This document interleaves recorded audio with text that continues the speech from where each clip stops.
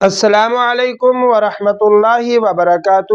احباب گرامی، امید ہے کہ آپ خیر و عافیت سے ہوں گے۔ ہم پڑھ رہے ہیں مسائل عادلہ کی مثالیں اصحاب الفرائض کے حصص کی روشنی میں۔ اس ضمن میں ہم نے سگی بہن کی وارث بننے کی 4 حالتیں پڑھی کہ 1/2، 2/3 اسباب مع غیرہ اور اسباب بغیرہ۔ تو آج کے لیکچر میں ہم سمجھیں گے کہ مثال کی مدد سے کہ سگی بہن وراثت سے محروم کب ہوتی ہے۔ یہ بڑا اہم پوائنٹ ہے کہ بہن کیا ہر حالت میں ہی وارث بنتی ہے یا کسی حالت میں اس کو حصے سے وراثت سے محروم بھی کیا جاتا ہے۔ تو سب سے ہم اس میں جو بات یاد رکھنے کی وہ یہ ہے کہ ان ورثاء کی موجودگی میں بیٹا، پوتا، باپ اور دادا، ان میں سے یہ 3 جو ہیں بالاتفاق ان کی موجودگی میں سگی بہن وراثت سے محروم ہو جاتی ہے، اس کو حصہ نہیں ملتا۔ تو دادا کے ساتھ فقہا کے مابین اختلاف ہے، بعض کہتے ہیں کہ وارث بنے گی، بعض کہتے ہیں کہ وارث نہیں بنے گی۔ خیر، ہم اس بحث کو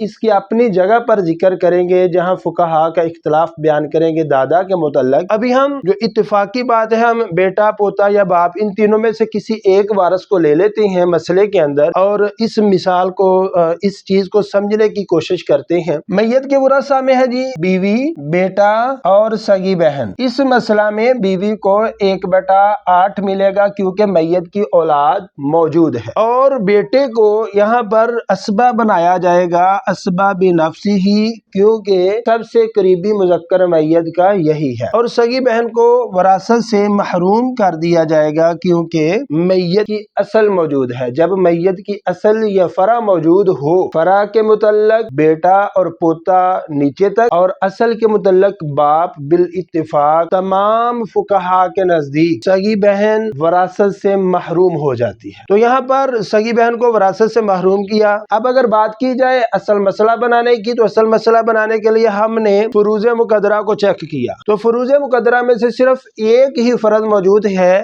1/8، لہذا اصل مسئلہ جو ہے ہم نے بنا دیا 8 سے۔ اب بیوی کو حصہ دینے کے لیے اس 8 کو بیوی کے حصہ 1/8 پر ڈیوائیڈ کیا، تو جواب 8 1 بار 8 ایک جواب آیا، بٹے کے اوپر والے حصے سے ملٹیپلائی کیا تو جواب 1 ہی رہا۔ 8 میں سے 1 مائنس کیا تو باقی 7 آیا، وہ ہم نے بیٹے کو بطور عصبہ دے دیا اور سگی بہن کو وراثت سے محروم کر دیا اس بیٹے۔ لہذا دیکھیں اس مثال میں کہ اصل مسئلہ 8 سے بنا اور جو میت کے ورثاء تھے ان پر یہ 8 پورے کا پورا تقسیم ہو گیا، کسی قسم کی کمی یا زیادتی کرنے کی ضرورت پیش نہیں آئی۔